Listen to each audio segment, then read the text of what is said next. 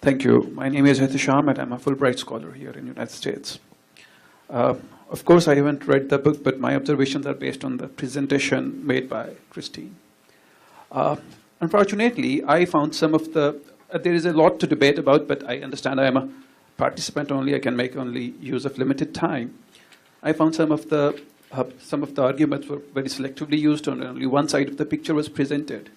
For example, a couple of examples.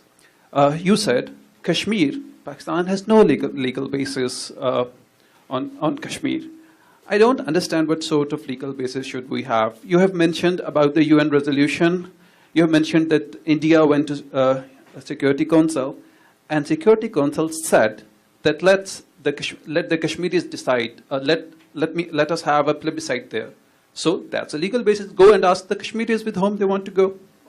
All right, so you need to read my book because every single thing that you just said is fictional. Let's first begin with the UN Security Council Resolution 48. Sir, have you read it? Have you read? No.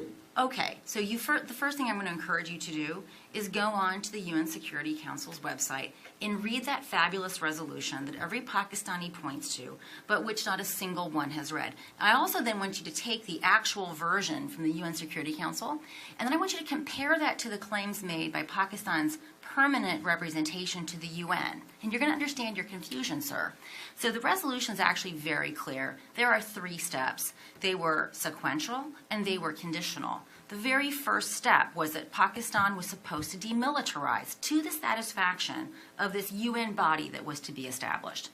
Then, conditional upon the UN being so satisfied with this demilitarization, India was also supposed to demilitarize with a presence being permitted to defend itself against Pakistani aggression. The third, having both of those 2 steps taken place to the satisfaction in sequence to this preferences of the UN, then the plebiscite would be held. So all those Pakistanis that are so upset about the plebiscite that never happened, they have their own government to blame because Pakistan never fulfilled the first necessary but insufficient condition. So I'm going to encourage you to actually read that before you ever make such a fool of yourself again by presenting it in public, right? So just do yourself a favor by reading the darn thing.